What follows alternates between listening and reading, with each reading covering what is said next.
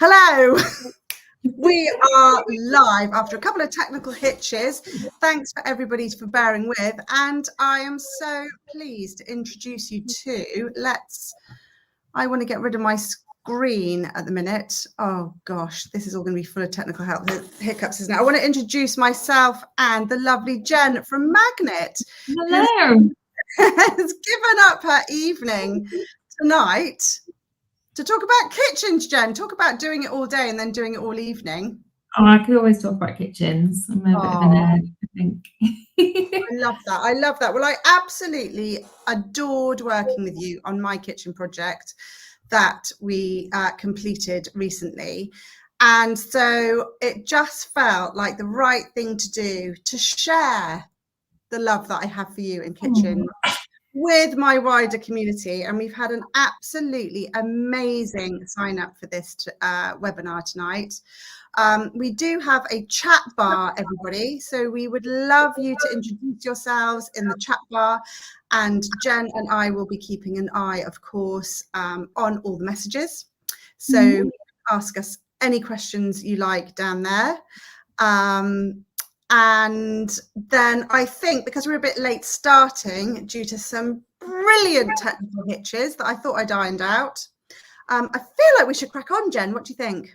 Yeah, I think so. Yeah. Okay, so first of all, I thought it'd be really good to introduce ourselves, because one of the thrusts of this webinar in particular is going to be about how you can introduce your own sense of style and personality into a kitchen space. Isn't that right?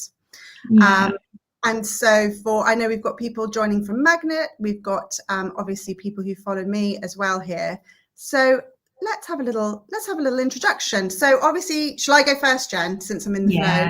Yeah, okay, so everyone knows I'm an interior designer, podcaster, TV presenter, color lover, pattern clasher. There you go. What an intro. Who's in my household? This is all relevant to how we design. So I've got Tom, the builder husband, my son, 12-year-old Arthur, and Lucy, our little mini bull terrier. We live in East Sussex, in the countryside. My favourite colour, this is quite a hard one, Jen, I'm not going to lie, because I have a lot of favourite colours. I love all the colours, but I was thinking about it, especially in terms of decorating, and I think that beautiful cobalt blue, probably, well, look, I mean, it's right there, isn't it? It's probably my fave. My favourite cocktail is a margarita. I am good fun vibes on a margarita, I promise. My favourite time of day, I would say, is having my morning coffee in the kitchen. I love that little morning ritual. And I've got my little coffee station, more on that later. Cook in or take out.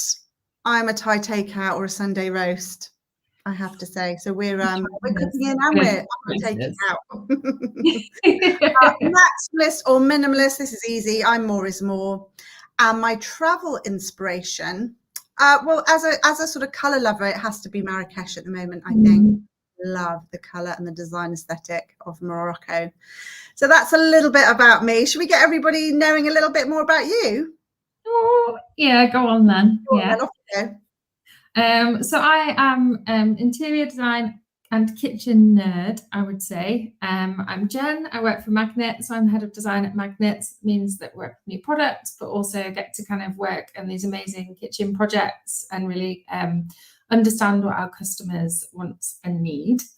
And who's in my household? So it's my partner Joe, who is a percussion musician. It's like much to my dismay and also joy, because there's just like hundreds of drums all the time in every room. You have to kind of go with it.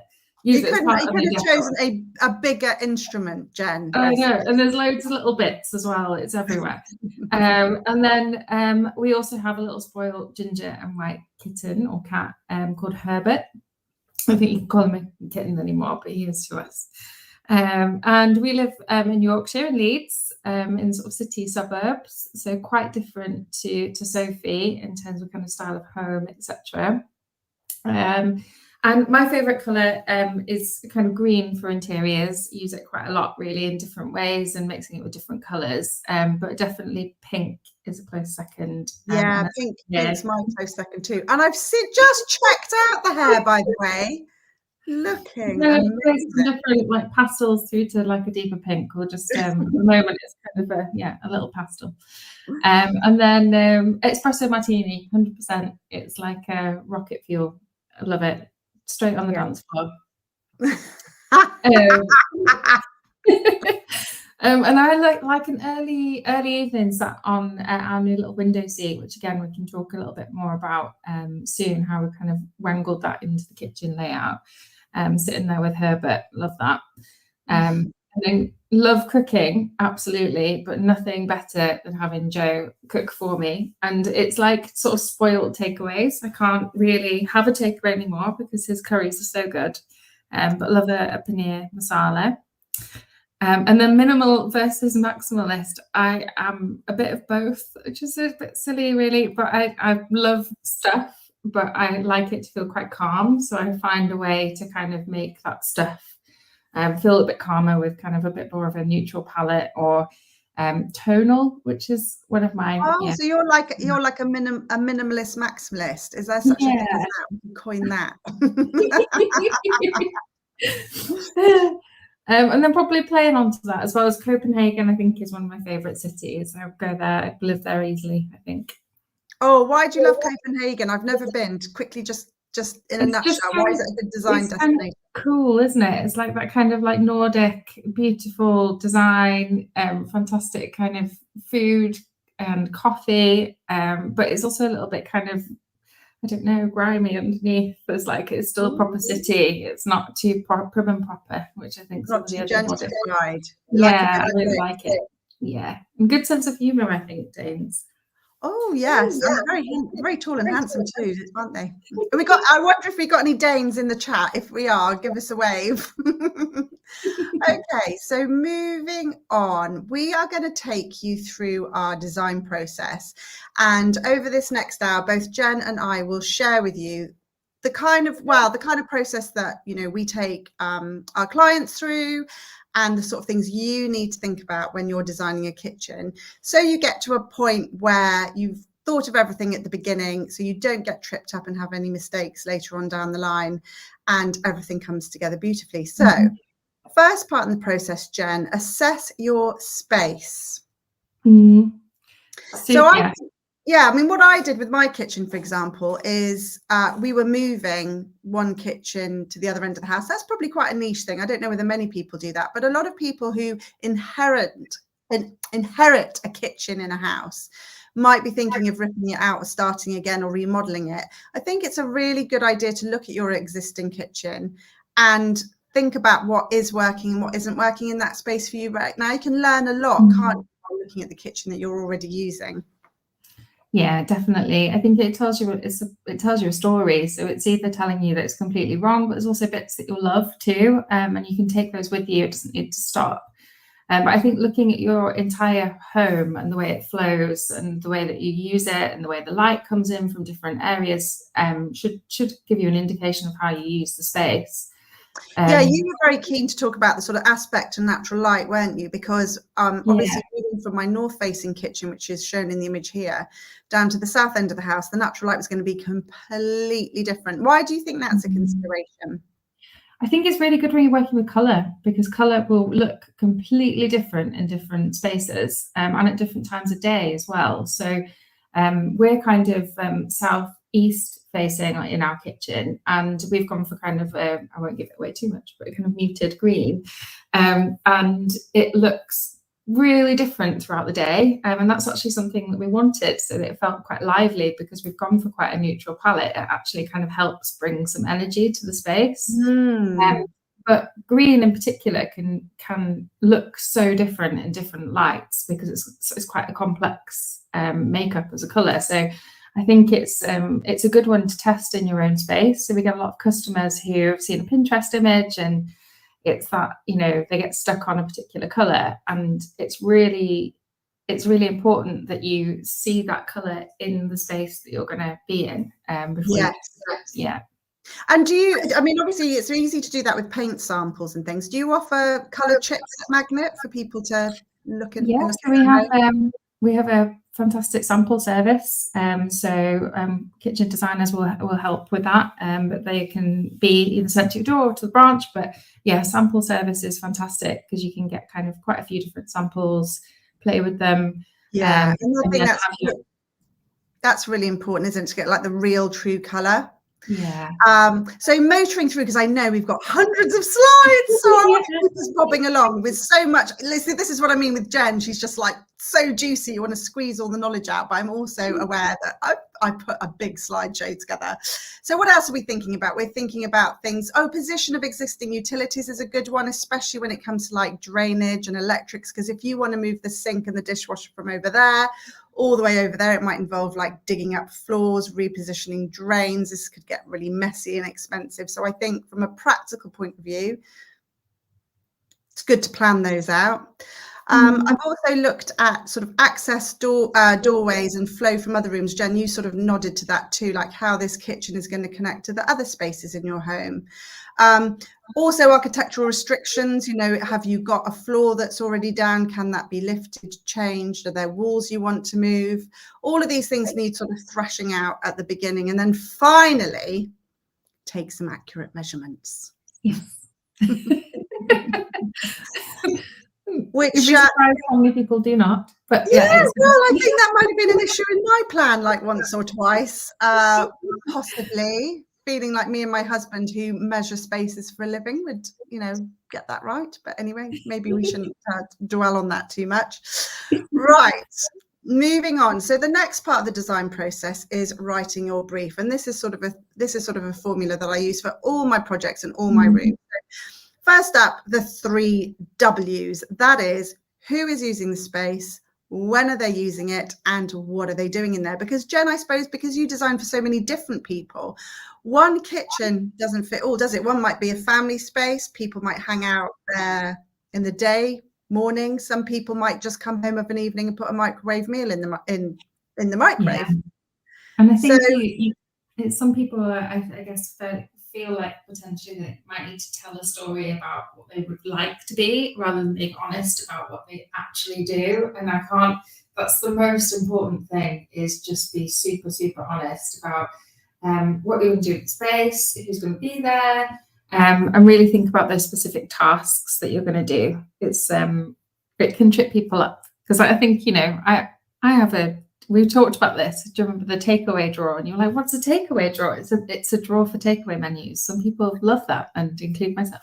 Yeah. Or some people live so far in the middle of nowhere that I can't get any takeaway deliveries where I live. Can you actually imagine what that's like? No. That's why I was like, what's a takeaway drawer? Because we actually have to get in the car and drive and go and pick it up. Anyway, I'm not jealous. Other things to think about are where the kitchen is obviously sited within your home. Do you need a full rip out, or do you just need a remodel? Or are there bits, you know, even freestanding pieces of furniture like sideboards or Welsh dressers, or, you know, kitchen islands that you might want to keep? And then we get into how to optimize the layout and the look and the feel of the space. And these are all themes that we're going to dig into in this webinar. So should we talk about my little project first? We started off by just doing the fun bit first. I think I probably drew up a measure drawing for you and sent it off to you. And in the meantime, I was coming up with my inspiration board. Oh, I've just had a message come through here from Clara Bow, who says, hi, please can you confirm if this is the lovely pink, if the lovely pink in the background of your kitchen is Rose Bowl in Wardley? Jen, that's a question about my kitchen reveal. Should we get onto that later? She wants to know what colour pink my kitchen is. Yeah, I think we'll save that one. We'll save that one, Clara Bow. You're getting a bit ahead of yourself. We haven't got to the reveal stage yet. But do keep your questions coming in, guys, if you want to ask us anything to the slides we're talking about at any one time. So here's my inspiration board. I found these on Pinterest. I did a massive Pinterest board on Pinterest. You can go and follow me on Pinterest and have a look. And what I saw is I find the Pinterest exploration process really good, that I was being drawn to particular colour palette, I was very much in my mind to have a yellow kitchen, because when I thought of the feel of the space, it was going to be somewhere we use predominantly in the day. It was going to be a family space. I wanted it to have a light, bright, sunny, welcoming vibe. And for me, yellow gives me that feeling. But as I was sort of like pinning yellow kitchens, I started also seeing these lovely deep reds and pinks, and I've always loved pink and yellow as a combo. It's always been one of my favorites. So a huge pin board, I ended up with these, you know, I think it's really good to edit down to just a few images. And I picked these 3 particular pictures. The picture on the left actually is a Rita Koenig, who's a really successful British interior designer. That's one of her kitchen designs, Yellow Kitchen. And then Sarah Brown Interior Design can take the credit for the other 2 designs. But it was really the colours, less about the styling. It was really the colours. I was very much inspired by that. And the idea of having wallpaper behind the cabinets. I really like the picture in the centre. I think this is what kind of really helped me kind of pull together what you were trying to do as well when we were talking about it. This was a really good way of communicating with me what you wanted. Was that little highlight of the blue, the little lamp in the background? It was like, it was just yeah, I think that was something that really it made me quite excited about working with the palette in particular. With the palette. Yeah, it's such a nice meld of colours. And interestingly as well, this deep red, which isn't a colour I've used anywhere else in my home, but I was just really drawn to it. It felt quite earthy and deep. And apparently, because I was chatting, I've just done a whole podcast about trends. It's actually coming out later this week. And apparently red kitchens are currently the most Googled kitchen colour. Are you seeing that at the moment? Really? No. Well, that's amazing. In terms of Google Trends, the most Googled colour, red kitchen. So there you go. You saw it here first. Right. So let's talk about your kitchen inspiration. Really different to mine. Oh yeah, completely. So like I mentioned, it feels quite classic in these pictures, but I think we do have quite a contemporary kind of twist on it. But I am really excited by this idea of putting a little bit of a twist on something quite classic. And we've lived in a bit of kind of turmoil for such a while because we've been renovating. So the idea here was that we were going to create a much softer, kind of cozier vibe that was quite calm. As the rest of our house is a little bit more kind of experimental and we change it quite frequently. This is a place that will be kind of quite calm and the kind of binding feature, but we still have those colours pulling through. So it was all about kind of the worktop, pulling out the warmth through the vein of the marble. That's really interesting. I really like the idea of the shelf above the sink as well, especially as we were not going to have a sink, a window per se. It kind of gives you that kind of interest behind it. I think it's a really beautiful look, and the kind of soft textures really. So that's where my inspiration came from. It's just kind of pulling together a muted palette with some classic details, and not being overly fussy with colour palette, more muted for me. Yeah, I mean, basically, they couldn't be more different, could they, in a nutshell? Whereas I was all about the colour palette and the tones of colour and quite clashing colours as well. The yellow and I suppose the yellow and the red and the pink, they are sort of quite close to each other, aren't they, in terms of a family of colour? They all sit together in the sunny sort of warm palette. But they were quite strong colours and I was enjoying the contrast because I wanted a space that felt very uplifting and invigorating and sociable. And that was the feeling. And you're talking about creating a very different feeling, a much more kind of still and calm vibe. And you're right, the colours can really change the whole mood of a space. And it's led us to colour and more texture, I feel, isn't it? Yeah, absolutely. I think we've kind of gone to town on textures in terms of fabrics, cushions and things like that, which also I think is why the window seat was quite an important addition to the space, just to give more interest. But yeah, lovely. I just want to flag Zoe Vaughan has just put on the chat, she's not seeing the pictures, which is kind of freaking me out. So I just want to check everybody else is watching the slideshow and seeing the lovely pictures that we've put together. And Zoe, I'm not sure why you're not seeing the pictures, but let me know in the chat that it's all working okay, because as I said, I had a bit of a technical nightmare. Before we launch this webinar tonight, let's carry on. So Next thing to think about is design and style. So my recommendation is to kind of find a jumping off point. My jumping off point was, let's go onto Pinterest and look at loads of yellow kitchens because I'm just having a yellow moment. What was your jumping off point? Mine's a bit weird. I actually went to a craft fair and I found a coaster, and then that kind of inspired the palette. It's just kind What, of like a drink? Yeah, basically, it's like a little ceramic drinks coaster with a kind of really pretty kind of like parchmenty, milky color in the background, kind of classic kind of color. But then it has a kind of more contemporary design on the front with some squiggles in like enriched brown. And it was like, do you know what? If I could kind of emulate this in the kitchen, that's what I want to do. So yeah, that's where it came from. That is so fascinating. I've never heard anyone design a room scheme around a drinks coaster before, Jen. I think you've got a first there.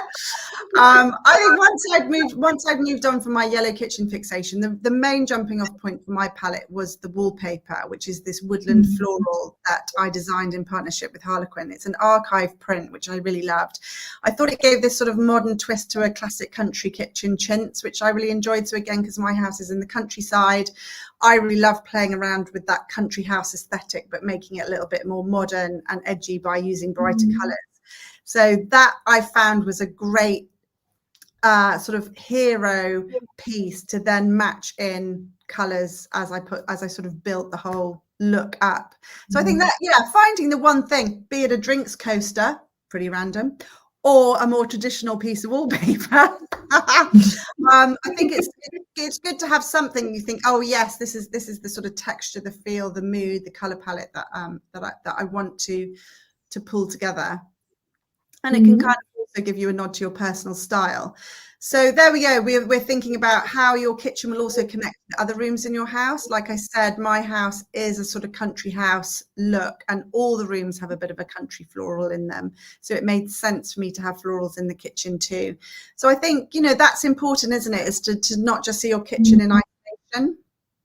Yeah, definitely. I think it helps with a home feeling bigger as well somehow, if there's something that kind of binds it together and you feel like there's some kind of flow, rather than it be quite bitty in different rooms. So yeah, I think it's nice to find that thing that threads through. And I guess it's blue for you that pops up everywhere, isn't it? Which is really nice. Blue and pink. And I mean, hilariously, my lovely husband Tom said, okay, this was sort of before the design process.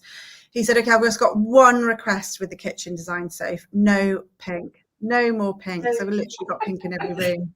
And I was like, okay, that's fine. We won't have pink anyway. We know how that went, didn't we? Didn't quite go to plan. Although he's never said anything and never really noticed. So there we go. Let's just hope he's not listening to this webinar. So yeah, consider your palette, and also remember that your palette also will include things like your flooring, your cabinet finishes, your worktops, your tiles, the metallics that you're going to use for things like handles and taps, paint colors, wallpaper, and of course any fabrics that you're putting up at the window. So it's not just the paint and the cabinet color, it's this whole lovely materials palette that you want to start building, I think, right at the beginning of the design process. I don't think you should get to the end of your kitchen design and then go, so what color tap are we going to get? All this needs to happen before you put the kitchen order in. Do you agree? I completely agree. Yeah, like the palette, it kind of gets you excited about the design as well. So if you're kind of designing in like almost black and white, it's like where do you kind of go from that? So I think it's really important. It gives you your personality. It also helps you kind of find those moments in the design as well, where you might find an extra place to do a little splash of personality, like your little bar area, for instance. If you haven't had your reference picture with that really, really beautiful wallpaper and the shelves and things like that, it probably wouldn't have been as top of mind to do that. So yeah, I think it's super important. Well, I've also put on here to consider again, as part of this process, the artwork, the ornaments, any freestanding furniture, decorative lighting that you might go in. Because again, I don't think people even think about these details at kitchen. They're so sort of fixated about, right, where are the ovens going? Where am I going to put my bin? Where's the takeaway drawer going to be? I mean, he even knew that was a thing, and you can kind of forget that actually I think you've got to think of your kitchen as you would any room in your home, like treat it like a living room. and adding these layers of decoration and decorative elements is what really helps the kitchen feel extra special and indeed meld in with the rest of your home and be a true reflection of your design style. Couldn't agree more. Definitely. Right. We do have a question from Ashley who's saying, how do you achieve that flow through, is it similar colours, for instance? Great question. Yeah. Mm-hmm. Well, I've done that, I suppose, by having, I mean, I've got a lot of colour in my house. I'm a multicoloured kind of person. But like Jen said earlier, with the little cobalt blue lamp in my inspiration shot, you know, that is also the colour of my hallway. So you come out of this cobalt blue hallway into the kitchen. And I haven't gone heavy with the cobalt blue in the kitchen. I don't need all my rooms to match, but I really love the fact that there is a cobalt blue flower in this wallpaper. So, and see on the palette that Jen produced for me, it's got this little slither of blue. So it's not going to be a big superstar in the room, but it is there. And I think these little threads can really help make a whole house feel cohesive, even though you've got very different color schemes going on in each room. And I think there's something probably about having sort of that base style as well that also pulls through all the rooms. You know, you can potentially have sort of some ebbs and flows and some different vibes in each room, but having something that, you know, sets the tone. So like you mentioned earlier, you have kind of that sort of slightly classic country in certain areas, whether it be a patterned wallpaper or something. And I think in my home, there's always something that's relatively contemporary amongst some kind of more classic details that kind of binds it together to create quite a similar atmosphere in each room. And I think you're right, and like design motifs as well. So, for example, I love the country floral chintz, and that pops up, and you know, it pops up in every room. Or, you know, for someone with a more neutral palette, it might be materials like maybe marble or a smoky oak timber, or you know, an antique brass finish, and you might see those sorts of materials. You know, that you've got your antique brass coffee table in your living room, and then that's what you've used for all your hardware in your kitchen. And those sorts of visual links can really help as well, can't they? Yeah, definitely. I think we have an awful lot of kind of black details in our space, which gives that kind of slightly contemporary, but it's not overwhelming. So it's things like plug sockets, and there's just little details that you just don't forget, that really kind of help bind it together. Yeah, that all devil's in the detail, isn't it? For sure. Right. Oh, so very different color palette here. So talk us through that, Jen. Yeah, so it's like I said, it's all about calm, nostalgic. I think I have some words on here which kind of sum it up. So it is fairly fresh. It gives there's something quite invigorating about the palette, even though it's very calm. Nostalgic, because I do like this sort of slightly tension between classic and modern, and then really warm. So I've really played with brown and cream, and this beautiful kind of I guess like terracotta orange vein that runs through the worktop is kind of my eccentric twist. But I guess in your kitchen, it almost feels like a lot more fresh. It's the same worktop, and I don't think it could feel more different in each space. So that was a really interesting one to play with. And then I've used an awful lot of green and foliage as well, which obviously isn't in this reference image, but that really pulls the whole space together and makes it feel quite connected to the garden as well. So yeah, nice and soft. We've just got some questions popping up. So Tina's asked, because are you hearing that? Or is that just me getting a funny noise coming through?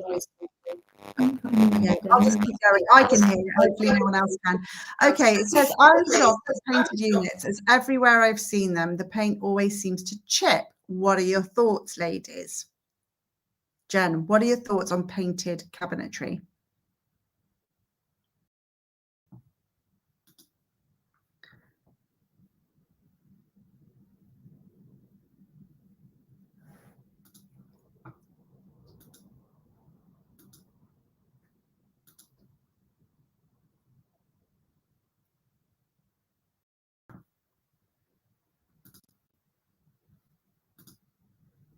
Yeah, we've gone silent. Jen, you've gone silent. I'm just checking. Oh yeah, Joe, that horrible noise is the sound's gone. Is everybody still hearing me? No. Audio's gone. Is anybody hearing me, or have you just lost Jen, or have you lost everything?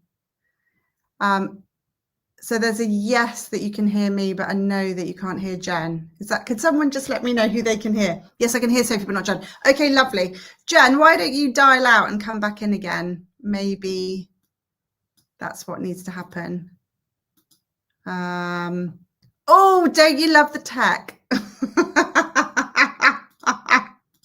Because I don't know what to do about, oh, she's gone. We don't want Jen to go. Isn't she brilliant? Let's hope she comes back. I can answer the question though quickly while she's not here on let me just check that I'm here so I can let her back in again when she comes back in. Yeah, I've got to open that up.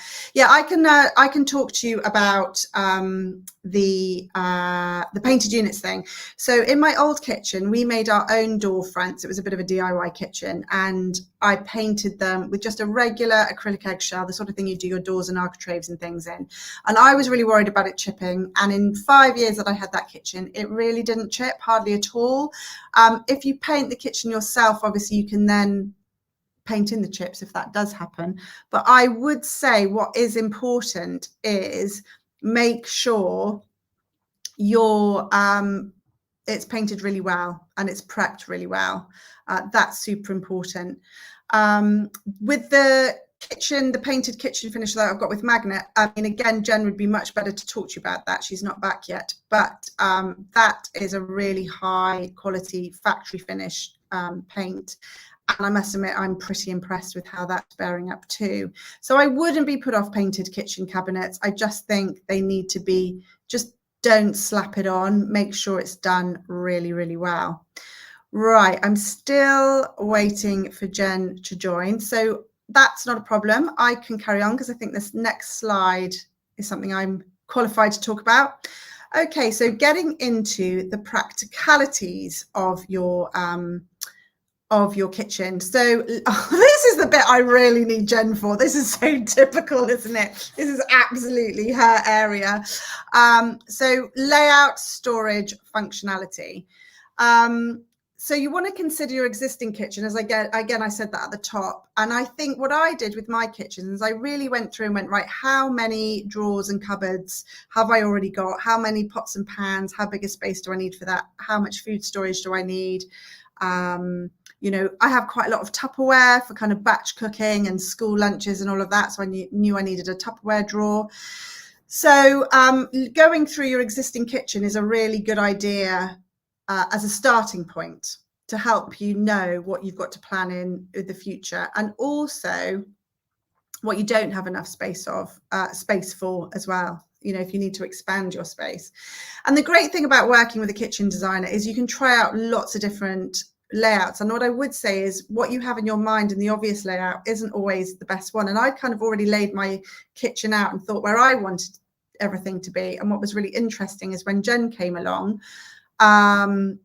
it was completely different. She'd come up with a you know, a really different formula, which was like super clever. So again, that's one of the benefits of working with a kitchen expert. I'm keep checking back to see if Jen's jumped back on. She must be having a problem her end because she's not popping back. So I'll just keep going, but I am just checking in every now and then to see if she's there. Okay, so I'm also going to check my phone to see if she's coming through on there. I hope she's all right. No, Jen. I'll just text her. So what have we got up next? Yeah, so the working triangle, this is a really interesting topic, isn't it? Because anybody who's had a kitchen design before knows everybody loves talking about the working triangle. If you don't know what that is, it's all about creating a sort of triangle between your sink, your ovens and your fridge. And this was just quite a traditional way of designing kitchens. But what Jen made me realize is you don't have to be restricted by any of those kinds of rules. It's very much about how you use a space. So it's a really good idea for you to imagine how you use your kitchen, or from experience how you use your kitchen. I actually taped the layout out. We had an empty room because we were doing the renovation, and we emptied the space, and I actually taped out the layout on the floor and walked around and imagined walking from the fridge to the oven to the sink to the bin to the dishwasher, and working. It sounds really nerdy, but honestly I think it's a really good idea to do that, and just make sure that, yes, I go and make my tea, and actually no, I want the hot water here, and then I want my mugs there, and actually then I want my dishwasher here, because when was that a Jen joined? I think that was a Jen joined. Yes, she's back. I'm sorry. Yeah, it was my laptop issues. Oh no, that's not a problem. And now I've lost the slideshow presentation. Hold on. Oh my goodness. Let me see if I can get it back. We can hear both of you. That's brilliant, isn't it? Let me have a look. Yes. There we go. There we go. Seeing that? Does that look good? Can you see us and hear us? Yes. Can we just have yes in the chat so we feel confident? Jane Millward just said, I need a Tupperware drawer. Everybody wants a Tupperware drawer. I was just telling them, Jen, about my Tupperware drawer. You couldn't have gone at the worst time, Jen. I'm on layout, storage and functionality, which is absolutely all, but I've been trying to go through it. I tell you where I got to. I talked about how you challenged me to think about my kitchen layout in a different way, because I just assumed that it was going to be a certain way, and you said, no, actually, what about this? And then I actually taped out in the room and walked around the space to work out, is this actually how I use my kitchen, as in all the little daily routines that you do. So that's where I got to on the practicalities. Yeah, I think it's important to think about just think about every element, which I know is can be quite overwhelming, but it is a really big project. And we shouldn't, I think you kind of have to lean into it, that you are going to need time to think about these details to make sure that you're doing it right for you, because only you can really answer those questions.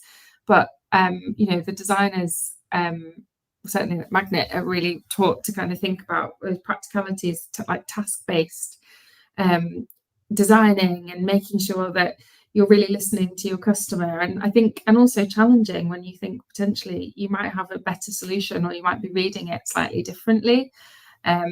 I've had another project recently where I was challenged a little bit on kind of usage of different drawers and things, and it really opens your eyes if you listen properly. Even as a designer, I think that's a really good thing, is just to be open to, and not kind of closed off and think that you kind of know everything. So I think certainly when we were working together, I think I was sort of challenging on things like sink sizes. I was like, you don't need that big sink. You're like, I do. And then likewise in terms of storage as well, it's that I think in my kitchen in particular, I wanted a bit of space to grow. I wanted to like not fill every cupboard immediately, because I know me, and I think it would just be like, it would drive me nuts if I so it was important for me to kind of find those extra spaces where actually I planned it out on Excel, down to kind of like, this drawer is going to be cups, this is going to be plates. And it really helped me kind of think actually logically about where I could find that extra space. I've never spent so much time thinking about storage in my life as I did designing this kitchen. And probably unlike you, I'm at a point in my life where, Jen, I really don't need any more stuff. Like, I'm full of stuff. I'm done. I've got lots of different sets of crockery. I've collected loads of glassware. I have a whole drawer dedicated to napkins. I mean, it's insane. So for me, it was very much like, this is it. This is the final dream kitchen. Just get it all in place and enough already. But I suppose, if you're earlier on in your life journey of collecting gorgeous stuff, then actually thinking of creating more storage than you need is a really nice idea. It doesn't need to be, you don't need to go nuts with that either, do you? It's just that extra little cupboard. And I had the opposite problem. I just didn't get enough cupboards in, could I? It was we did a lot on storage. Jen was very patient with me. There was a lot of storage variations. The other thing to think about is any of the latest gadgets and appliances for the way you cook and prepare food. So again, you've got to think, you can't just make assumptions there either. And we sort of did that with our fridge and our freezer. And I actually decided, because I wanted more storage in the kitchen, I put a small freezer within that pantry unit that you can see there, which has the day-to-day stuff, the stuff we use all the time. And then I've actually got a freezer in the sort of utility laundry room for more of the stuff that only comes out every now and then. And that's how I got around that problem. And it's all about, making the most of every inch, and as you say, with room to grow. So this was my kitchen plan that we put together. We called it Heritage Classic with a Contemporary Twist, Lashings of Colour and Maximalist Flair. The plan was to move the kitchen from the north end of the house to the current living room. That's been very well documented. And I wanted to create this sociable family hub, which was open plan onto the dining area, celebrating the views onto the garden. The space will be used by family, friends, dogs, socialising, cooking, delegating, and dining. Storage, there's a lot of stuff. And I wanted plenty of opportunity to display lots of beautiful things.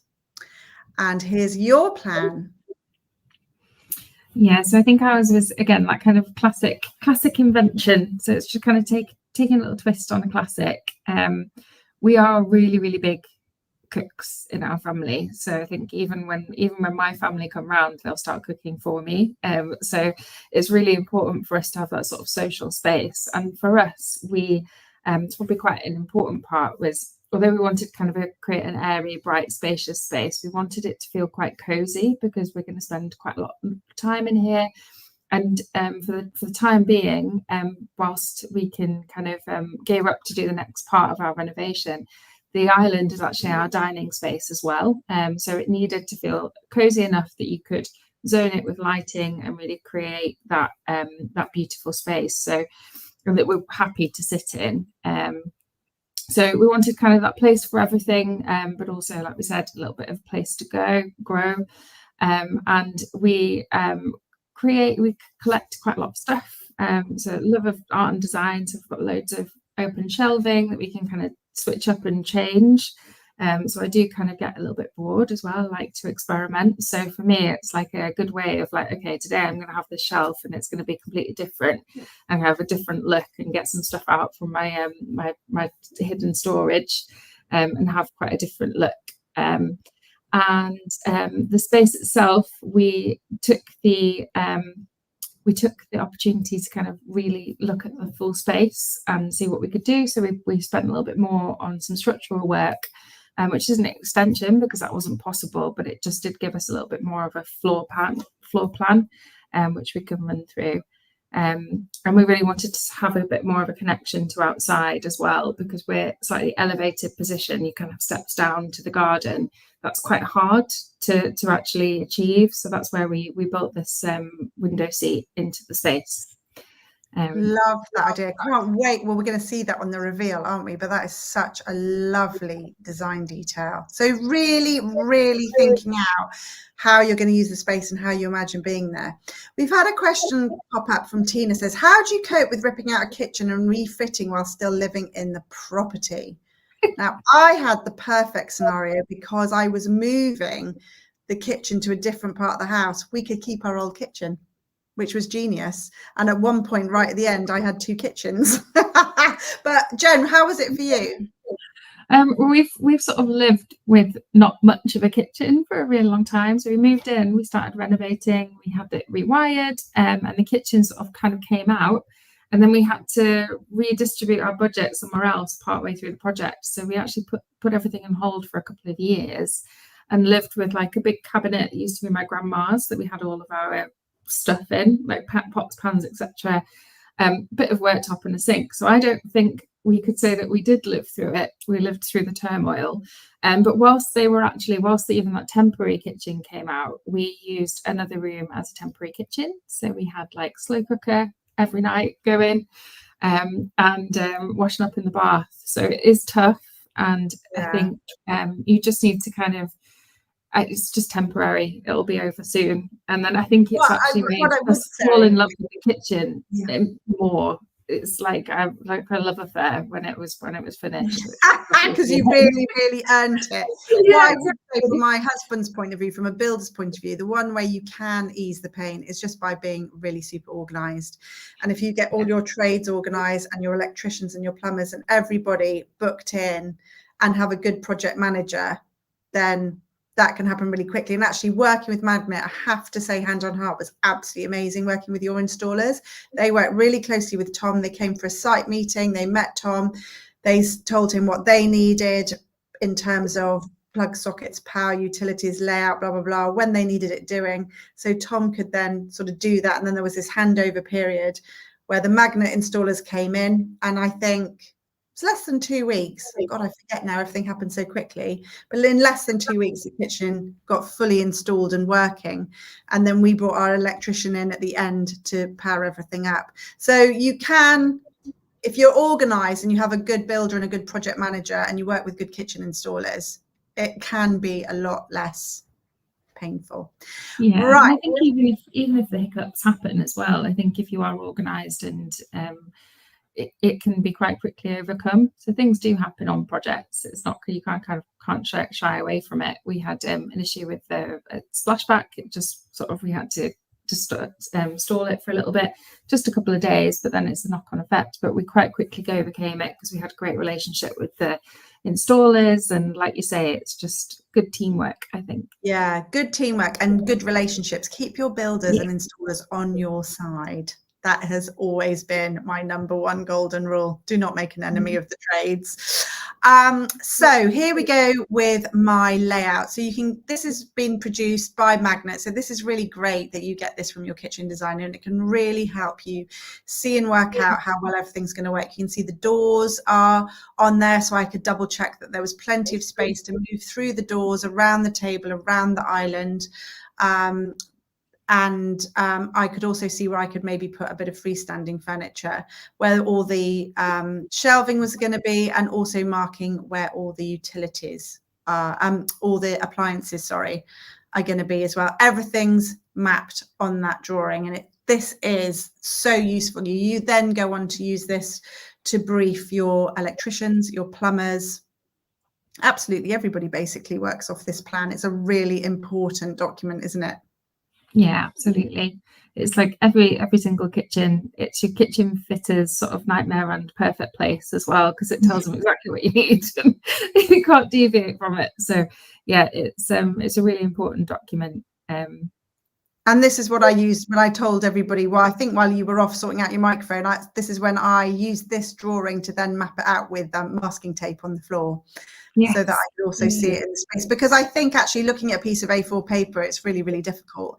And I even mapped out the table size and put all the chairs around it, just to check that when the chairs got pulled out, we could still get past the island, we could still get out the doorway when somebody was sat at the table. So I like to do it in real life as well, if possible, just to check that the plan isn't misleading. So then the next rather exciting thing you get is you start getting some nice elevations as part of working with yourself. And so you can see here how we laid out this amazing pantry unit. Now, Jen, I am going to give you full credit and accolade for a brilliant bit of kitchen design. And I think this really elevates the whole kitchen, this idea of a pantry cupboard. It makes it look like more of one of the hand-built, bespoke, put an extra couple of noughts on the end of the kitchen budget type kitchen. It's a really clever little design hack, which we'll see better in the photography. But you can see it looks like a freestanding cupboard, doesn't it? But it's hot. It's got inside it the larder, the freezer, and integrated fridge in there. Super clever. I think it's like there's playing around with positioning with a handle can elevate that as well. It can make it feel a bit more like furniture. I think traditionally you put kind of handles in quite a specific place on kitchens, and that's where your fitter will default to as well. So make sure you have that conversation about where to put that. But the detail of adding the plinth, or I think we call it freestanding plinth, around the bottom, which is available in a couple of our painted ranges, it just gives that like furniture feel rather than it feeling like a kind of traditional sort of fitted kitchen. It gives that lovely little classic edge to it. Yeah, which was really right for this sort of country kitchen look Yeah. that I was going for. And then you can see here the elevation along the back wall under the window. And I think this is also really important. Again, really thought about how I use the kitchen, and having the bin next to the sink, next to the dishwasher, next to the drawers where all the cutlery, mugs, glasses, plates and bowls go. Oh my goodness, it works so well. I love it that everything literally comes out the dishwasher and I don't even have to move. I can just then load everything out the dishwasher and into the cutlery and the china drawers. And similarly, we can wash and chop by the sink, and then there's the bin to put, like, you know, scraps in, or I've got a compost bin as well there. So yeah, really, really pleased with this innovation and how well this layout works. Yeah, I think it was a good, especially like the kind of movement from dishwasher, etc. That was a good part for you, wasn't it? And then this is another nice part of working with a kitchen designer. You can then start to see the room beginning to come to life, and how you know, how it's going to potentially look. And also seeing it from this angle, I can't ever actually see my kitchen from this angle because there's a wall in the way. So it's quite nice to be able to see through the wall at how it all works. And then this is it from the hallway view. So this is when it starts getting really exciting, isn't it? And I think this kind of visualization tool is super, super clever. And then there's another elevation from the dining table. And then we add the color. Look at that. Isn't that so super clever? Do you want to talk us through how easy it is to drop this in? And actually, Maja wants to know what program you're using for this. So for this presentation, so it's Fusion 2020 that we use to plan the kitchens at Magnet. So it's like the best, it's just the industry best software. And then we played around with some elevations and bits and pieces using SketchUp so that we could show you different color options, which is a really nice kind of way to work with interior design in particular. And yeah, I think the colours really came to life here. It's beautiful, isn't it? It's so good. And I love the fact that you've actually put my wallpaper in the background. I mean, how clever is that? So we could really see how the pattern was going to work with the dark red shelves. And yeah, how the block colour, the pink and the yellow and the deep burgundy red, were actually all going to sit next to one another. Oh, and then we popped, this is just interesting to show like what we could have done, because we did do so many different variations. I started wigging out that I didn't have enough room for all the glassware. So we did play around with some worktop dresser type options. And again, this just shows how easy it is to change the colours with this tool. And yeah, extra colours as well, wasn't it? So we added like olive green into this as well. And I think Morris blue made an appearance at one point. So yeah, just showing what it really can do. And I think the dresser was a way of sort of trying to find a way of sort of covering things up a little bit, but it was like, no, let's just go open shelves, definitely. Yeah, I think that's what, and funnily enough, I got Arthur and Tom involved in this conversation and said, should we just have all open shelves, or do you want to see some things put away? And actually both of them said, oh no, more open shelves with more lovely things on show. So again, it's, you know, if you've got family who can't really visualize spaces, I mean, I kind of can imagine what things are going to look like in my head, but for your partner who maybe doesn't spin rooms around in their imagination 24/7, this is a really nice way to show them and give them options on what may and may not work. An edited version of options that you're happy for them to choose from. Right, let's get into your layout next, Jen. Very different shaped room. Yeah, it's kind of like we've kind of created a galley kitchen, and actually we on this plan we've sort of pushed the island actually more central between the kind of doorway and the opening. But the big changes that we made was the kitchen before was an L shape that ran underneath the window and across the back wall, but we had an absolutely massive chimney breast in the room. It was disproportionately large. It used to have like a big cast iron range cooker in it, which is actually now in our cellar, which we've kind of put in as like a little bit of a feature. But it just was so disproportionate. And I actually wouldn't usually recommend taking a chimney breast out, because I kind of like the fact that it's part of the history of the house and they were so important when the houses were built. But it just made, it was, every compromise was made trying to fit a kitchen. I could have probably done 100 different kitchen layouts trying to work around the chimney breast. So we were like, just get it out. So we've taken it out. And we've also opened up just in the corner, just down to the kind of the steps that lead down to the final floor of our home, which eventually will be kind of our snug lounge. But for now, it's a project of the future. But it just opened up that corner and gave us a little kind of, and it's actually one of my favourite places in the kitchen. It's kind of like very glowy with the warm wall light, and it's where we kind of prepare sort of our coffee and teas and things like that. So it's a really pretty little space that we've opened up. And then the big change is dropping the window sill to a window kind of seat height, which you don't need planning permission for, as long as you're not making it wider or anything like that. If you're just dropping the sill, you can get away with it, no problem. And it meant that we can just move the lintel, which sat underneath, which was the original kind of Yorkshire stone lintel. We just dropped it down, so it still appears the same from outside. There's no like nasty kind of bricked up bits or anything like that. And we've got an absolutely enormous island, which is really, for us, it's like our dining table, like I said, so we kind of sit around it. But also it's where we do all of our prep work, so we can like make pasta, we can do whatever we want on this big island, and we're not kind of having to sort of clean up around hobs or cover up sinks and things.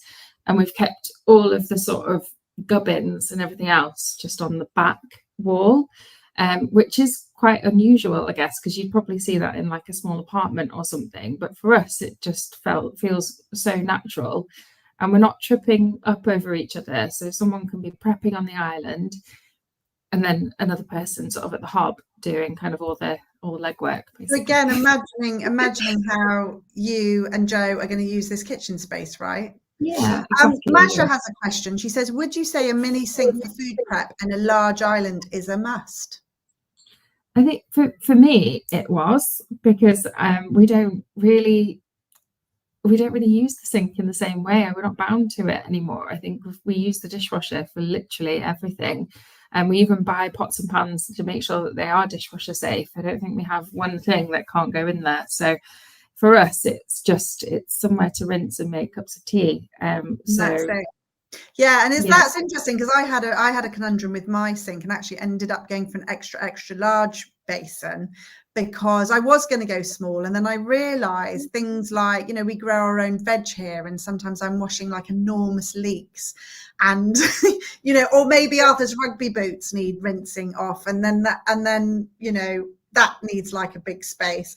So again, it's like checking in on yourself that you have got the space you need. We also do enormous big get-togethers with huge roasting tins, and I was worried that I wouldn't be able to get them in the sink. So it's again thinking, how you use your home and then putting it in the plan. So let's have a little look at how that all came together then. So this is how that window works now. Isn't that gorgeous? I love that detail. So we actually sort of studded out the wall, which gave us sort of almost like an alcove for some shelving, and kind of that deeper sort of area just for the seat kind of extends through to a shelf. So we put lots of different things on there. We have a lamp, and it's kind of where the cat mainly sort of sits curled up. So it's a really nice kind of just nod to the history. And again, we get it in the colour. Look. Yeah. And is that like a bookcase or like a display shelving in between there? That's a really nice detail too. Yeah, so we kind of put different things on it. So we have like wine glasses at the moment and some cookbooks. It's the place to just have the books that we're kind of currently reading, mark some recipes, and we leave little notes on that shelf as well for each other. So it's just sort of our sort of everyday like place for stuff, and then the shelves on the other side are kind of a bit more kind of beautified. So So yeah, And and so then what are we palette. seeing here? Is that a window on the left-hand side, or is that a painting? That's a painting, yeah. So we have a big painting on that side, and the colour is called Balmoral. So it's this kind of quite rich, earthy, sort of almost like a beige, but with a green tone. And like I say, it completely changes in the daylight, different times. So it's much more kind of green in the morning and feels really kind of warm, and then goes quite kind of earthy in the evening, afternoon.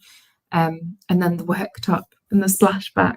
I think I love it as a splashback more than a worktop. It's like the impact when you walk in. It's like, whoo, yeah, love And it. then from this angle, we're really seeing the window and that little display area really nicely. Yeah, so we did something with the window as well. So we got a local carpenter to make the window and put some ribbed glass just on the bottom. So where you've got cushions up against it from outside, it's kind of a little bit obscured for glass, but it's just that slightly contemporary edge to the window. Otherwise, feels quite classic. Right, I feel we should get through. We've got some photographs of these kitchens coming up, so let's motor on. This is another part of the design process we did after we'd done the visualization and kind of signed that off and goes, yeah, that looks good. I like what I see. I think the layout's working, the colors are looking good. You start pulling together more defined product details, like exactly what are the wall coverings going to be, what exactly is the worktop, get a sample in. As Jen's already said, you can call in Magnet paint samples if you're going for any of the painted finishes, and then I'd always recommend getting flooring samples. You can't really get a tap sample, but sometimes you can get hold of like a sample of the handle, or just have an idea of what metallic you're putting this. Are you going to go chrome, you're going to go brass, you're going to go bronze, you're going to go black, and put all the details together so you can see it in one place. And then Jen's palette here, you can see coming through lovely timber tones. And what is that, a brass tap as well that you've got, but it looks more contemporary to mine, doesn't it? Yeah, so it's the same finish, same brand, Kuka, as a hot water tap, but it's just it has it's a little bit more minimal. So yours has those classic details, so slight kind of finial on the tap handle, and on the kind of spout as well. But the same finish, and it's a living finish, so you can polish it up and it'll go a little bit brighter, or you can let it kind of age and tarnish over time. Oh, I did not know that. Yeah, so it's called patinated brass. So it's like and then we've kind of got little brass details, and we've kind of mixed. So we haven't kind of gone with one metal finish, which is probably against like a lot of the other principles I use in the rest of my home. But I think because everything was quite tonal and earthy, we kind of get away with it in a really nice way. So the copper picks up the detail from the worktop, and then we have those other brass details, which are just kind of warm metallics. And then again, some black details, which help pick up the accents in the hob, and the kind of the more techie bits, which are the contemporary. One thing I get asked a lot actually is, I had brass as my metallic for the tap and the handles, but I had stainless steel for the cooker, because you don't really get brass finished appliances. And I think someone DM'd me the other day going, oh, is that a no-no, having, mixing steel and brass? And I don't think so. I mean, one thing I did want to do with my ovens, even though I love them, and they've got these lovely, they're Smeg ovens, and they have these lovely little vintage knobs on that we picked especially, didn't we? Even though it's a very whiz-bang wallop modern digital oven, the knobs are quite retro. But I did put them on the island, so you don't really see them very much. They're kind of tucked away in the working engine of the room, so it's not like the stainless steel is really in your face when you're looking at the kitchen, because it is a color that doesn't really go with my warm color palette. But so there is always a little bit of restriction, isn't there, with appliances? I think so. I think black is always a good way of doing that. I think brass and black kind of are quite a good pair to sit next to one another as well. So there's lots of kind of black appliances out there, and taps as well. But I think we do get quite a lot of questions of like, okay, we've got steel. People have currently got steel appliances as well. Some people want to keep appliances that they might have as a way of kind of saving some budget. They've got steel appliances, but they've fallen in love with some brass handles. But I think it's all, like you say, it's about thinking in the bigger picture, in the grand scheme of things, how can you make that work? So I fell in love with my the tarnished kind of copper light switches from Dowsing and Reynolds, which I think really kind of set the tone for kind of this earthy palette. But if black appliances were also in my life, so I'm gonna have some brass handles and some taps. So it's just make it work, I think. Yeah. I don't think there's any hard and fast rules. So another big thing to think about before your kitchen gets put on order. This is all prep work we're still on, isn't it? We still haven't put the kitchen order in yet. This is all prep work. Lighting and sockets. And it's a great idea to use your kitchen plan to work out where you want everything to go. And it should be, the siting of your lighting and your sockets should absolutely be set around your plan. You want to consider both task lighting and ambient lighting. Obviously, task lighting is going to be over your worktops, cooking areas, so you can actually see what you're doing. Super important. I had lighting on different circuits, so I didn't have to because it's quite a big room, kitchen, diner. I didn't want to always have all the lights on at all the time, and I can talk you through a bit more of that on the next slide.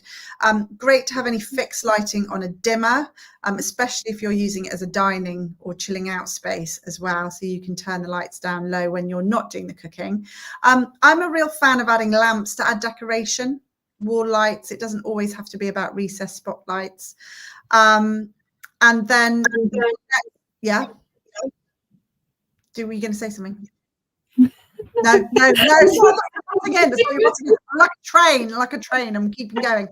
And then you want to accurately plot all your power sockets and fixed lighting onto your measured drawing. This isn't something that you offer at Magnet, is it? You don't do lighting and electrical plans for clients. It is something that they don't have to go off and do themselves. We don't, but if you go back to kind of the plan that you were showing before, you can get a couple of those printed off, and it can be the way that you communicate where to put things. And even on the elevations as well, you can kind of set the height. You can just hand write. So it doesn't need to be anything kind of too fancy, really, to communicate this. Wow, look at this. Look at this fancy. There it is. So I did actually do a slightly more accurate plan for my electrician when the job came, because I think it's really important. You can't be too careful. I actually measured out exactly where every single light switch was going to be with the drawing. But actually, just as an idea, this shows you the 1, 2, 3, 4 different lighting circuits that I had in my kitchen. The first circuit, if we talk about the red coloured circuit, you can see those are recessed spotlights all over the working area. So one central to the sink, and then as recessed spotlight either side, and I had a double bank of spotlights across the hob on the island. Then the second run of recessed spotlights are the green, and this is what I sort of called the walkways. So one is central to that lovely yellow pantry unit. So again, this isn't about grids, guys. Rule number 1, do not listen to your electrician. Your lighting does not have to be in a symmetrical grid. Your lighting needs to be positioned in such a way that illuminates what you want to illuminate, what you want to light. So you can see I've also got a recessed spotlight just in front of the central patio doors out to the garden and again into the conservatory. And what that does, when the curtains are drawn in the evening, the spotlight casts a lovely shadow across the fabric. It looks super, super gorge. Then I've got, what else have I got? I've got some orange crosses on there. Those are my lamps. So I have them actually hardwired into the main circuit, so I don't have to go around and switch them on by hand. And there's a floor lamp in the corner by the dining table, a lamp on top of the cocktail corner, a lamp in the corner of the worktop, and then a wall light there too. And they're on their own. And that's actually really nice. You know, like of an evening when we've all gone to watch TV down the other end of the house, I just leave the lamps on and it's just a lovely, so if we pop back for a hot chocolate or a glass of water, it's just got a few lamps in there. I love that vibe. It's so super. I love a lamp in a kitchen. I think it's like one of the days where we've got kind of big kind of greasy food and need like giant extractors to take it all out. We're living in a different world. Yeah, and I used to get nervous about having fabric and wallpaper and things like that in the kitchen, but tech will save your life now for that. There's even going for an induction hob in some respects, because it heats in a different way will create less smoke and grease actually from cooking. So if you cook a steak, for instance, on a gas hob versus an induction, you'll notice the difference in the way that it cooks. It's not heating like lots of oil in a pan, it's heating quite directly into the food. So it's a great consideration. It opens up completely what you can do in the way of like decoration in a kitchen, which I love. Oh, I did not know that. That's such an interesting fact. And then finally, the blue crosses on there are my pendant lights. So I've got a couple of little pendants over the dining table. And then I did plan in to have a decorative pendant over the island. It is a bit TBC. I've just capped it off at the moment because I haven't found the light. And I think, you know, sometimes that's okay. I didn't want to just go out and buy a light because I was like, oh, we're doing the kitchen. So I've future-proofed it by putting the PowerPoint in there for when I find my lovely, whatever it is, vintage, fabulous Italian Murano glass light that I'm going to hang there. That long later. But I've got quite low ceilings in this house, so I did need quite a lot of downlighters to make sure that we want it to feel light and bright in there, we can. And yet at the same time, when I want to kick it all off and just have a couple of lamps on, then it gives me that flexibility. Actually, we future-proofed a little bit, which I think, if we're going on to the plan, so we've done something quite similar but with our lamps. So we've also gone for lamp sockets, but at the moment I only have one plugged in, which is just underneath the shelves. It's like a really big kind of glowy like pebble light, which is just like so nice. If that's the only thing on in the kitchen, like you say, when you nip back for a cup of tea later, it's just yummy, really lovely light. And again on dimmers, so it gives you that sense, especially when we're using it as a dining space. That's a really important one. So we've got a plug socket in that corner. We've got one on the back wall and then one on the island, but we're not using them all at the moment. So it's like that. When I find that perfect lamp, I'll get it plugged in. But we did go for some interesting ones. So we put a light actually up in the window on the window seat, which is like a really cute thing just to kind of flick on when you're reading and it's started to kind of go dark and you've just been sat there kind of as the light changes. It's quite nice just to flick that on rather than having all of the big lights. And again, just thinking about task lighting. So we have got kind of 3 pendants above the island, and then 2 wall lights, all on dimmers, all on separate, so we can kind of work the space as we need them. And it's quite nice if we're kind of sort of chilling out in here, but Joe is like cooking over by the main kind of cooking run. He can sort of have the wall lights on, and it's not too like prep light. So that's really, really lovely. But this is really crude. This was just like the day the electrician was there, we were like, quick, get something written down. And we did some elevations as well. But actually, to my detriment, we didn't get the spots in the right place the first shot. So I've kind of like showing you this as like make sure you think about it. Definitely, be more safe. And you do you're right, Jen, you do have to measure it out for them really, really accurately. Like when you say you want the spotlight to be central over the sink, when we had our electrician and the sink wasn't even there, like it hadn't been fitted yet, and he was drilling the holes ready in the ceiling. So I had to really use the plan and measure it out, so I knew that when the sink went in, the spotlight would be central to it, because it would really annoy me if it was slightly off. Because again, you never look at the spotlights themselves. That's not what you're looking at. What you look at is the beam of light that they cast down. So that's my number one tip when it comes to planning your lighting. And then obviously the electrics and the sockets probably speak for themselves a bit. You need to obviously make sure they're where your appliances are. That's rule number one. But then again, think about how you're going to use the kitchen. Make sure there's sockets where you're going to have your coffee maker. You want to think about the sockets for charging. We actually went with a charging drawer, game changer.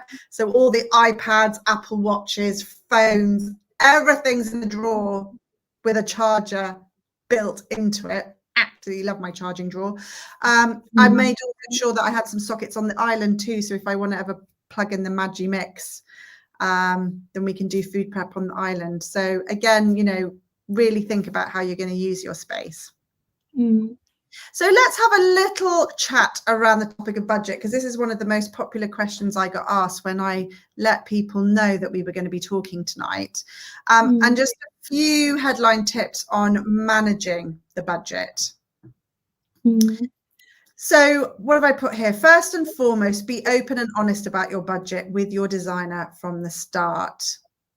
That's a biggie, isn't it? Because that can really save a lot of time and heartache. The kitchen design that you then can't afford. Yeah, it kind of sets the tone, doesn't it? I think, be open, be honest. It's not like it's not kind of a dirty word budget. I think it kind of used to be. And I imagine, Jen, as well, if people don't even know how much budget they should have, they could maybe say to you, what are we looking at from, because obviously someone like Magnet with such an enormous range of different kitchens, you're going to have a massive range of budgets. So you're able to explain to someone that this is what this type of kitchen would cost, and all the way up to, and what the difference is. So again, that's just something to maybe explore before you even set your budget. Decide what is the most important design element for you and therefore worth the extra investment. This is quite a biggie, isn't it? Because some people are going to want to spend their money on their steam oven or some such fancy gadgets. For other people, it's going to be more about the aesthetics of the kitchen. Maybe it's going to be that lovely veiny worktop that you've set your heart on. So that was for me. It was, worktop for me was my first kind of, I need this worktop in my life. But it's also from a practical perspective as well, because I like cooking. I use turmeric, I use red wine, etc. It's not going to be like a natural stone. It's not going to be a laminate, because it wouldn't be, it wouldn't work for me in terms of aesthetics. So it kind of pretty much put me directly kind of in, it gave me an idea already, set the tone for what I was going to have to do. So then it's finding other ways to kind of manage it as well. And do you know what? I think a quality worktop can really elevate some budget carcasses underneath. Yeah, I think so. And it is the part of the kitchen that's really going to get all the hard knocks as well. Yeah, but I think you can. I mean, even we toyed with it actually, and I think it was Joe that in the end was like, no, just let's go with it, let's do it, because we're going to be living here for a really long time. Let's just do it. But we did toy with the idea of going with a plain worktop, particularly on the back run. So plain white and kind of a lower price point, because all of the impact was on the splashback and the island. We could have done that and we would have got away with it actually. And I think it did. It was just that last minute decision. We were like, no, let's just go for it. Yeah, because you're right. You can be in the house for a long time, living with the kitchen for a long time, and that's another consideration with budget, is like how many years of enjoyment are you going to get out of the kitchen? If you're only going to be there for a few years, then maybe not. Right, so next point, while kitchens do add value to your home, design the space in mind for what will bring you joy and not what's appealing to future buyers. Can I get an amen? Oh my goodness, I think, Jen, are we finally over it? The anxiety of what your future buyer might want from a decor. Are people over the grip? No. I do think they are. It's almost like I think gone are the days where people used to, it's like carbon copy and mimic what next door used to have. It's like people used to go with whatever the next door had because it was a safe option. People almost like want to find the way to do their personal expression. That's like kind of the new norm now, is to find a lot more kind of, that's why we've invested so much in more paint and more options and great worktops, things, extra handles, those little bits of jewelry for the kitchen which kind of do all the finishing touches, because people want it. That is like the new norm now. And we do still sell a lot of kind of grey and neutral kitchens, which not, it's not, there's nothing wrong with that too. And it's about reflecting who you are personally. I think that's the trend I see. Oh, I'm so pleased to hear it, because I've been banging that drum all my career. And I think we were so gripped by the sort of property market, Sarah Beanie, kind of like, don't put your personality into your house. Don't put your personality into your house. You'll devalue it. You'll put off future buyers. But we're not in that property market anymore. That's just, we're not flipping property for a quick buck. We are living in our homes, and they are absolutely integral to our happiness, our well-being. Reflecting our personality and our identity is absolutely core to that feeling of self. self-happiness and all of the above. So that's brilliant. So let's not just do it all beige because that's what you think your future buyer might be me. I mean, imagine that. I'd hate your all white kitchen. It'd be my worst nightmare. Right. We're getting quite a lot of questions. Just sort of what was the worktop? I feel like I keep skipping over it and thinking I'm going to answer it in a second. The worktop we had, it was it's Decton, which is a type of ceramic. So it's like a printed, almost like a tile, basically like a giant tile. So it's really technically able. It's the most stain resistant, most heat proof, won't fade in the sun. Things like that really happen with a lot of worktops. It's called Decton, and it is the decor is called Awake. And we have matching worktops, as will be revealed. Is that Clara Boo as well, trying to get to the reveal before we've got there? She's very yeah. Okay. Next point. The trend is for longevity, a timeless design that will last the test of time. And I think what we're saying is if you invest in what you love, you don't need to worry about the trends. Be your own trend. The paintable range allows you to change the colour in the future. This is really interesting. We have had some questions actually about your paintable range, which is what I have in my kitchen. First of all, how hard wearing is that paintable range against things like chipping? Do you want to answer that? Yeah, so we work really hard with our supplier. It's with their curing time and how the processes works, and it's also why it's on a slightly longer lead time. So people think like, why is it on such a? It's because we have to. There's a process to make sure that it's cured between coats, and if it isn't, then it's more likely to chip and damage. So, I mean, nothing is completely bomb-proof in terms of frontal ranges. Like it's impossible. So things do happen, but we have things like touch-up kits, which you can kind of cover up any little kind of blemishes and bits and pieces. But also because it is a painted timber, it gives you the opportunity, like you say, to kind of think about the future and what could you do to your kitchen in the future. So it's easy to kind of sand down, get someone in and respray that kitchen at a later date. So it feels a little bit more timeless, like it's an investment to buy that type of range to give you that flexibility for the future. Yeah, I absolutely love that option. For somebody who does like switching up their home quite often, that's definitely a plus for someone like me. We've also got here, tech is a huge investment and can potentially take up half your budget. So is this the ovens, the dishwasher, the microwave, the boiling tap, all of that? Yeah, all of that. Yeah. So what's your advice for people who want to work out what their budget is around that?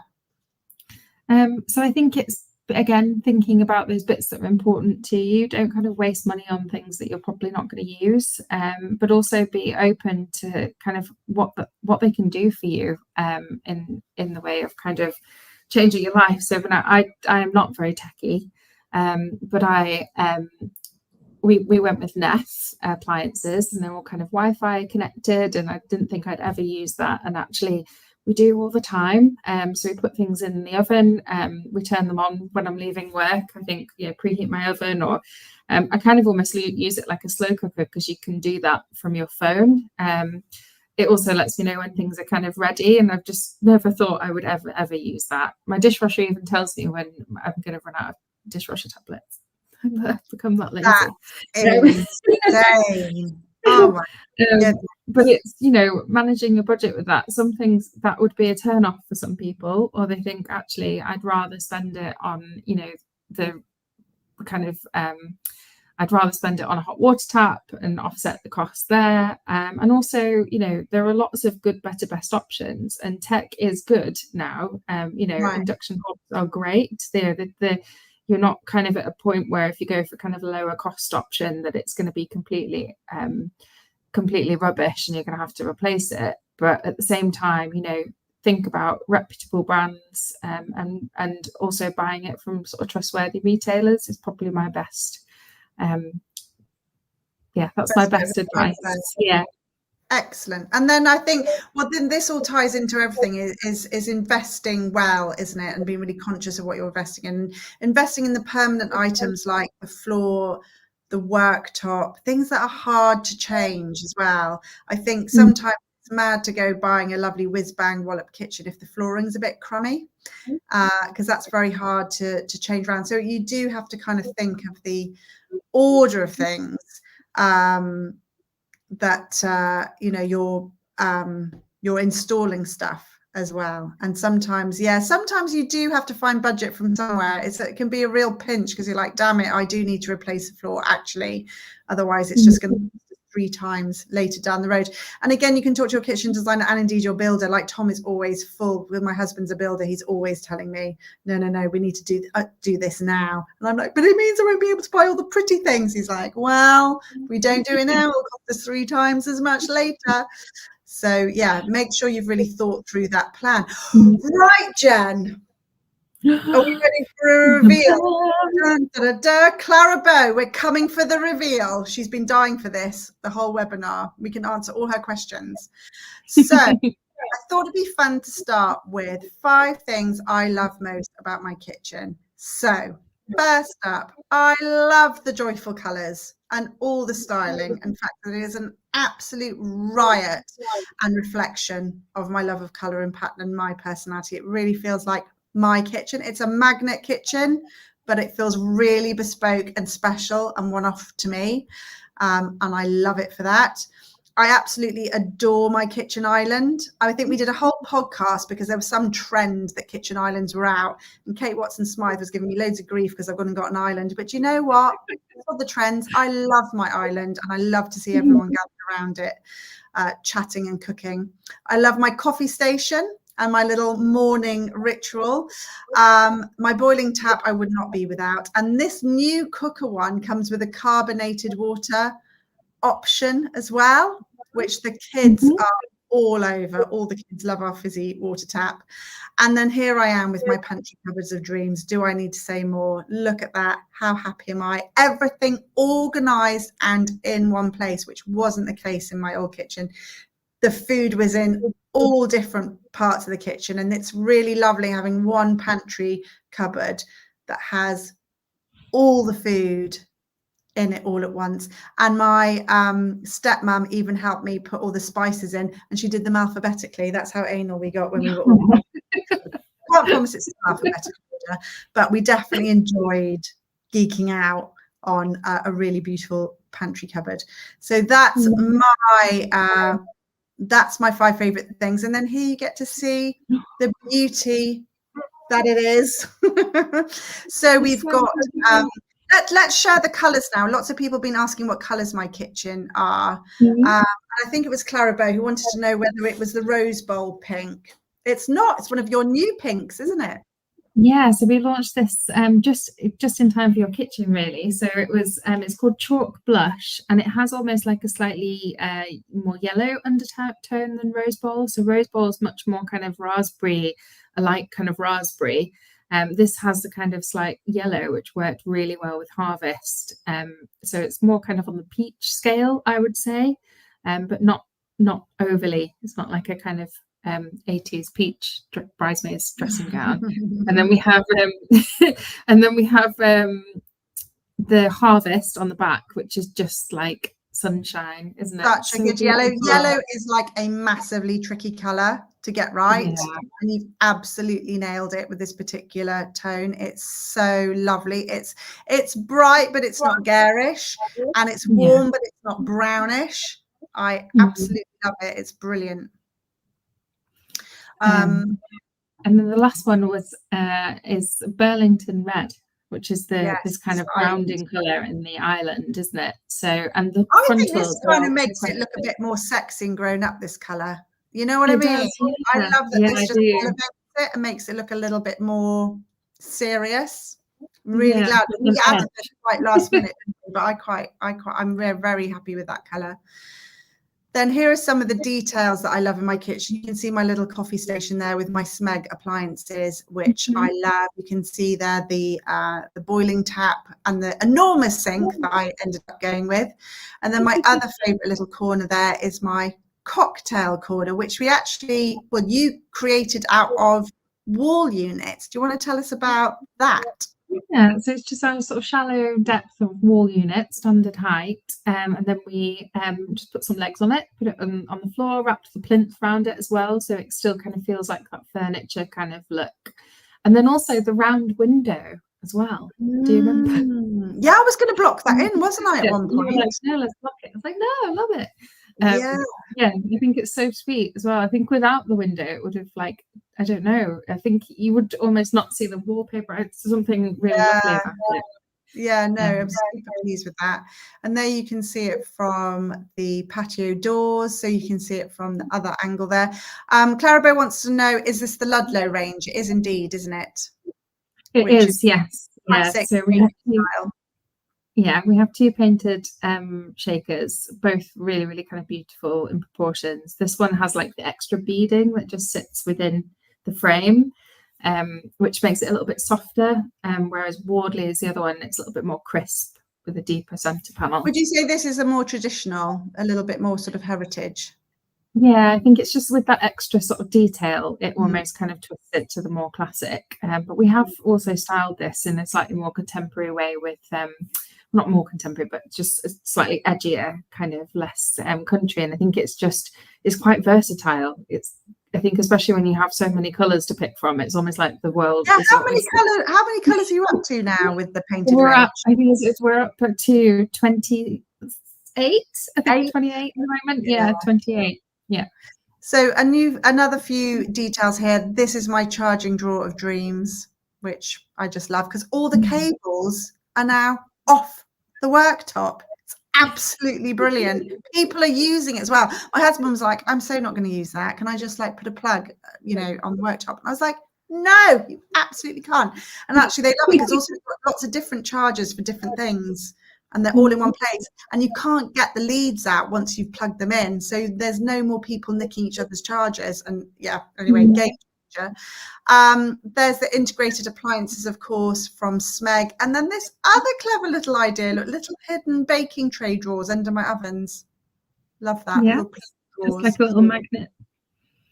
Yeah, and you can see there's the lovely Smeg double ovens in stainless steel with their nice vintage knobs there. And then again, I've just kind of, added more and more and more. So I've got a display of lovely vases on the island. I've put a vintage Kilim rug on the floor, which I love the fact that ties the colour scheme together. That's from that Rebel House who sell loads of lovely vintage Kilims, and it just makes the room feel a bit softer. It was just acres of beige limestone, and I do really love the tiles. They're porcelain tiles from Fired Earth. They are an absolute winner, beautiful colour, but it was all just a bit beige for me. So I don't think you should not consider rugs. Obviously there's lots of washable rugs as well if you're worried about being able to keep them clean, but we're not having, that rug's been down 10 months or so now, and it's doing really well, and I love it. I love that it softens the space.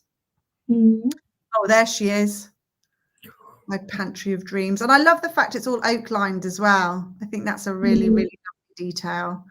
And all the little drawers are like actual timber, and it's the racks and everything are solid oak, so it's just kind of really creates that kind of elevates quite a standard cabinet otherwise.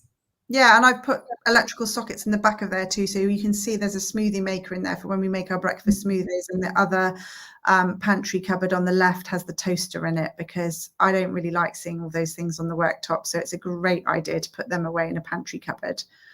Yeah. Right, come on then, Jen, finish up with your reveal. Tell us about it. So what was it? The 5 things I love about my kitchen. So I think we wanted to create this like cozy vibe. So I think that's all down to the mix of materials. So we use different textures like furs, and we have kind of cushions and ribbed glass, and then the kind of really sparkly kind of glossy worktop is just like a kind of like slick juxtaposition in that as well, and the lighting as well was really important. So having those kind of all the same temperature bulbs as well is really important to kind of do that, so that you're not kind of fighting against each other if you do have them all on in one room. And then we've also used solid wooden drawers and flooring, so it kind of has that kind of just real like connection to nature and kind of craftsmanship as well. So all the drawers are like actual finger jointed, beautiful drawers. They're not kind of like a bit of MSC.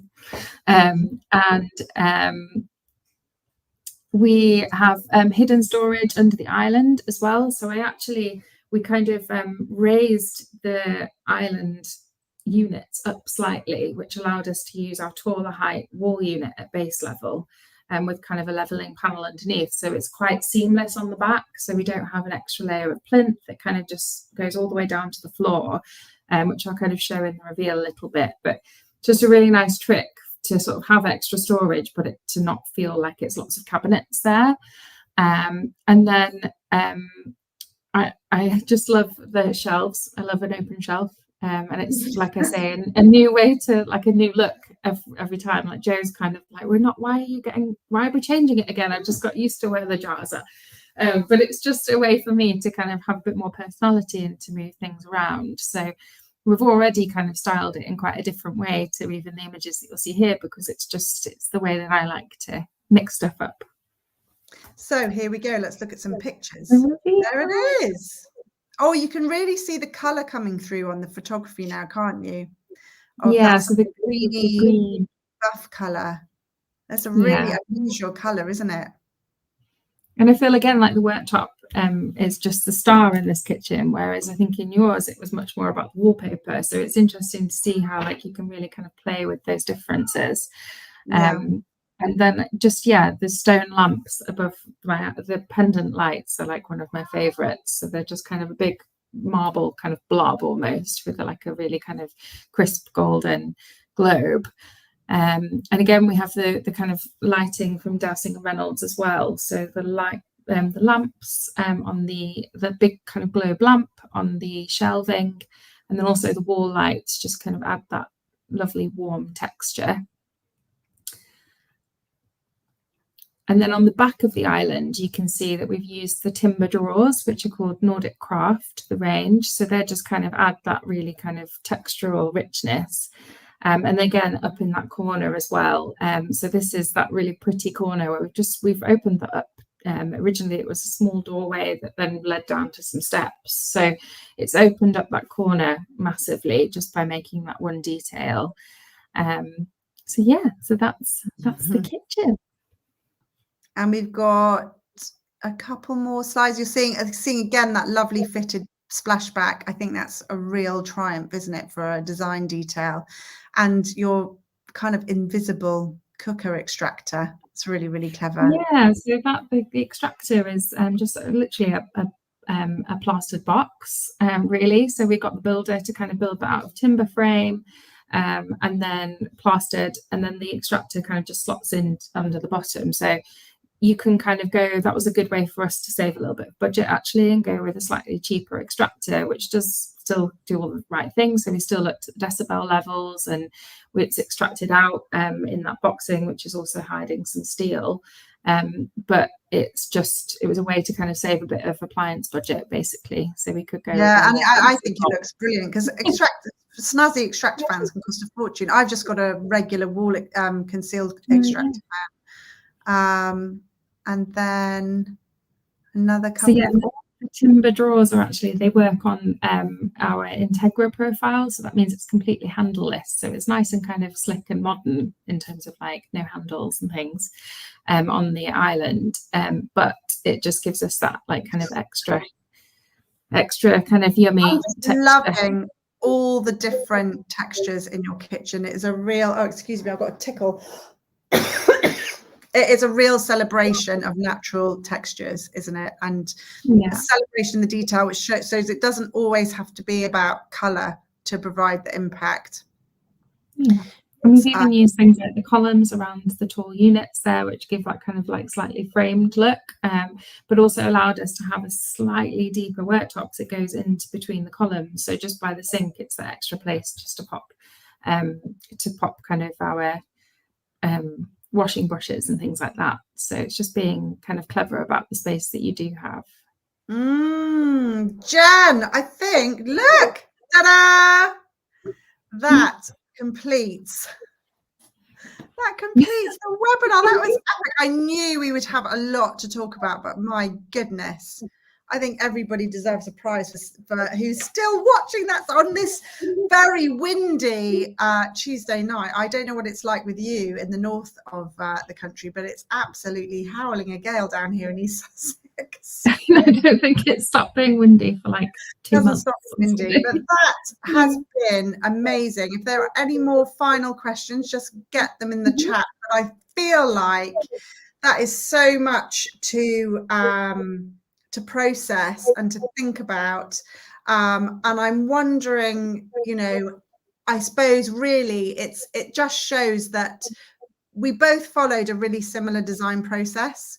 That came out with really, really different results. And I think that's quite thrilling. And it just goes to show that you really can express your own personal design style, your own love of colour and pattern. You can find a way to make your home your kitchen be probably the most gorgeous room in the house. It doesn't just have to be the place where you cook the meals and do the dishes. It can also look as beautiful, like I said, of any space. And I think, Jen, we've both proved that rather well. I have to say, absolutely love your kitchen. Yeah. You didn't live so far away. Come round for a cup of tea, but always welcome. Always welcome. We did have one extra question, actually. Yeah, go on. Quite quickly, which was about I've lost it. Hang on. Can extra tall cupboards work in smaller or medium spaces? And I would say absolutely. Yeah, I would. What you get from using a tall unit versus like a base unit and a wall unit is you take up the same amount of floor space, but you fill the entire thing. So you have much more storage from a tall unit. And actually, it can probably give you a little bit more of a clearer work surface elsewhere, and take up giving you more storage allows you to have a little bit more space elsewhere. So 100% extra tall cupboards can work in a smaller space, but you can also maybe mix palettes. So you could go with a lighter colour on the wall units, for instance, if you're worried about it feeling quite oppressive, and keep the light moving around the space. So definitely don't shy away from filling your walls, especially if you've got high ceilings. It's a really good way to get lots of extra cupboard space. And we do love the storage, ladies, don't we? We have a lot of stuff. What we're going to do as well is we're going to upload this recording onto my website so people can come back and watch this at any time. We'll also include a document on there with pictures of Jen and my kitchen, and we can put a shopping list, Jen, of all, because there have been loads of questions of where we've sourced things. So we can do the complete shopping list to accompany the replay. So that'll be a really great resource for you all if you do want to source any of the products that either of us put into our kitchens. We'll have it all there. So Jen, thank you so much. You've been so generous with your time, with your knowledge. Absolutely loved working with you on my design and hosting this webinar with you. You've been brilliant. Yeah, thank you for having me. And so from there on in, obviously you can follow Jen is over on the Magnet Instagram. You know where I am. If you've got any other questions, you know where to find us. And with that, thank you. good night, guys. Bye.